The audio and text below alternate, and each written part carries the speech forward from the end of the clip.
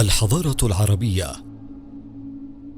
الحضارة أو الحضارة لغة تعني الإقامة في الحضر، والحضر نقيض البدو، وتطلق الحضارة في وقتنا الحالي اصطلاحا على جميع ما يبتكره الإنسان فيما يتعلق بأي جانب من جوانب نشاطه، سواء العقلي أم الشكلي أم المادي أم المضمون. ومن هنا نلاحظ أن الحضارة أكثر شمولية من الثقافة، فالثقافة تمثل الجانب الفكري من الحضارة، أما الحضارة فتمثل الجانب الروحي والمادي أو الفكري والصناعي. ويشار إلى أن الحضارة العربية هي التراث المرتبط بالأمة العربية على وجه الخصوص، والذي يميزها عن غيرها من الأمم. صنف معظم علماء الأنساب والأخباريين الشعوب العربية في طبقتين: العرب البائدة والعرب الباقية.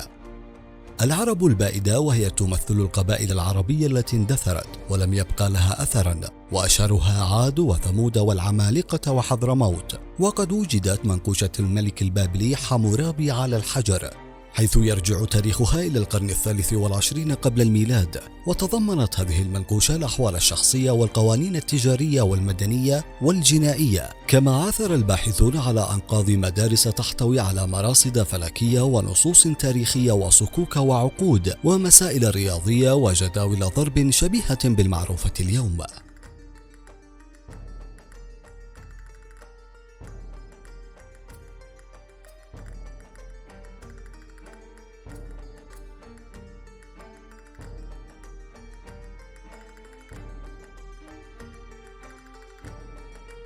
العرب الباقية،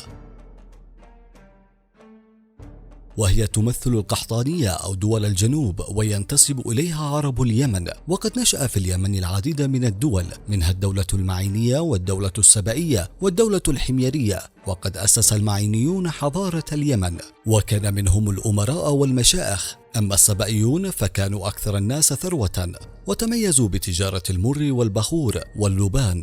كما أنشأوا السدود ونظموا الري وشيدوا القصور وزينوها بالنقوش والرسوم الجميلة. مظاهر الحضارة العربية. تميزت الحضارة العربية عن غيرها من الحضارات بالكثير من المظاهر، ولعل من أبرزها اللغة. وتعد اللغة مرآة الشعوب ومقياسا لأدبها، وتشكل أشعار العرب دليلا واضحا على ما بلغوا إليه من النضج الحضاري والرقي. وقد وضع العرب أسماء مختلفة للسفن والطرق وغيرها من الأمور التي تدل على اهتمامهم بالاقتصاد. إذا كان شعرا عربيا، هل يدفع الأمير الرهان؟ طبعا. وكشاجم، هل ملابسه التي عليه كثيرة؟ يا سيدي، هي مجموعة من أفعال الأمر. اسمع: أقل، أنل، أقطع، احمل، علي، سلي، أعد، زد، هش، بش، تفضل، أدني، سر، صلي.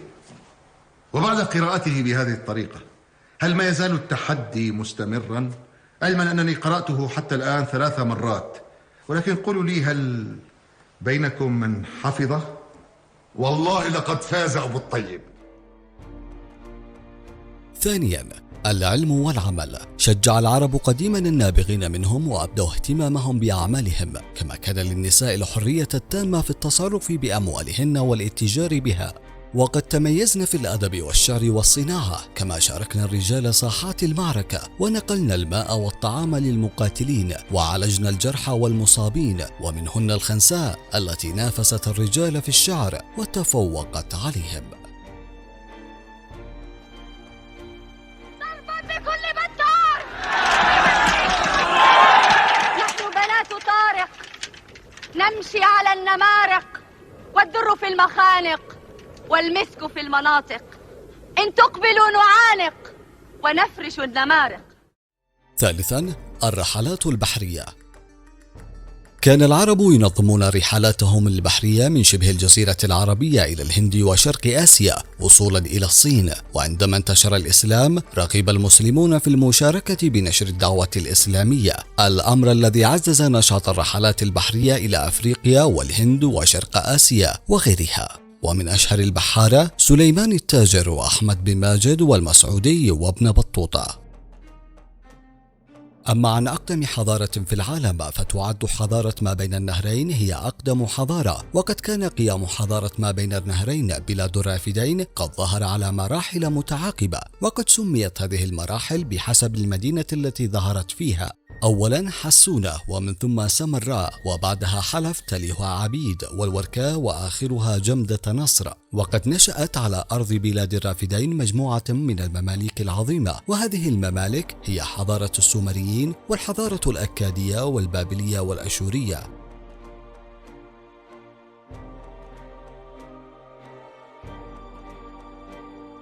أما عن أقدم دولة في التاريخ فتعتبر دولة مصر العربية هي أقدم دولة، ولتسمى الدولة بذلك لابد من توفر 3 عناصر رئيسية هي الأرض والشعب والنظام. ولكل دولة في العالم تاريخ ظهور، وقد جزم العلماء أن جمهورية مصر العربية تمثل أقدم كيان سياسي في التاريخ، حيث كان لمصر قبل 5000 سنة وجود بحدودها الجغرافية. هذا لا يعني عدم وجود شعوب أو قبائل قبل ذلك التاريخ، ولكن كدولة يحكمها نظام تعد أقدمها مصر، التي وصل إلينا تاريخها منقوشا ومصورا أو مكتوبا في بعض البرديات أو على جدران المعابد، فتاريخها موثوق.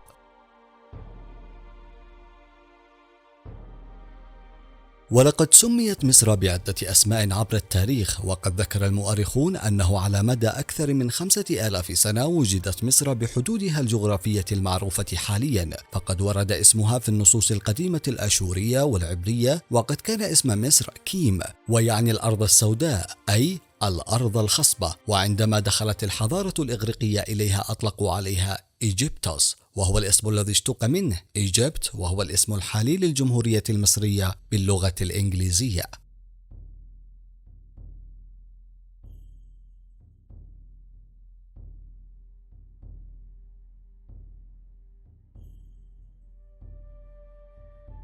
أما عن أقدم مدينة في التاريخ فتعتبر مدينة أريحة هي أقدم مدينة عرفت في التاريخ، وتقع مدينة أريحة في دولة فلسطين العربية، حيث يقدر تاريخها بحوالي 10,000 عام قبل ميلاد السيد المسيح، وهي عاصمة المحافظة المعروفة باسم محافظة أريحة تحديدا. تقع هذه المدينة العريقة في وادي القلط في واحد القرى الأردني، حيث تعتبر هذه المدينة من المدن الهامة جغرافيا، كونها من أهم النقط التي كانت تعبر منها القوافل التجارية المختلفة شرقا أو غربا. كما وتعتبر هذه المدينة من ممر غربي لكل من البحر الميت ونهر الأردن، كما أن الحجاج من معتنقي الديانة المسيحية يتخذون من هذه المدينة ممرا إلى نهر الأردن. هذا وتبعد مدينة أريحة عن العاصمة الفلسطينية القدس الشريف حوالي 36 كيلومترا تقريبا.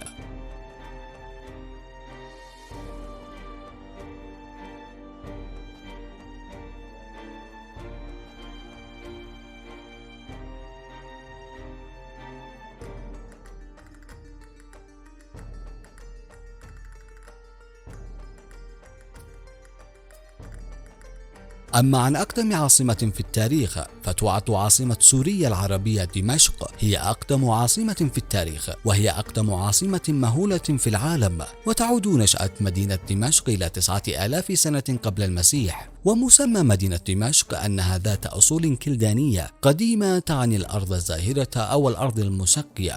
واشتهرت دمشق عبر مر التاريخ بغوطتها المروية بمياه نهر البردة نتيجة الموقع الاستراتيجي لها.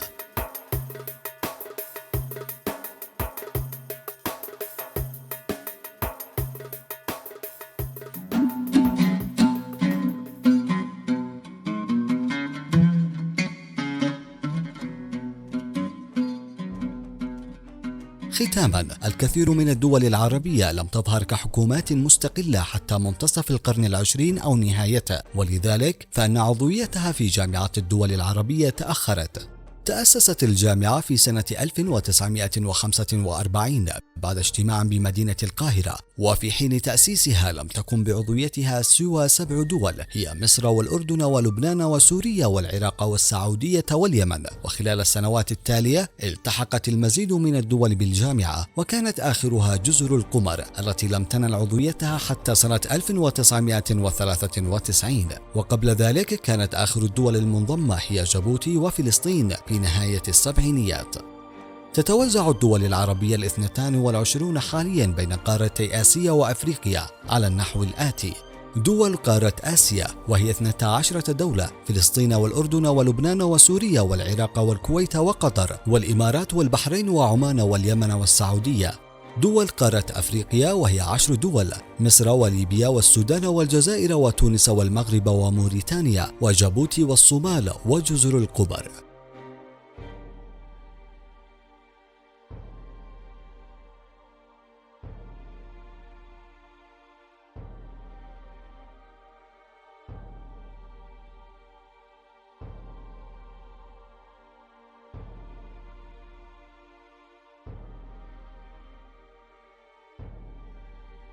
تقبلوا تحياتي عصام الجبري. لا تنسوا الاشتراك والاعجاب بالقناة وتفعيل الجرس وإبداء آرائكم عبر التعليقات، ومتابعة القناة على مواقع التواصل الاجتماعي فيسبوك وتويتر لمناقشة المواضيع التي تهمكم.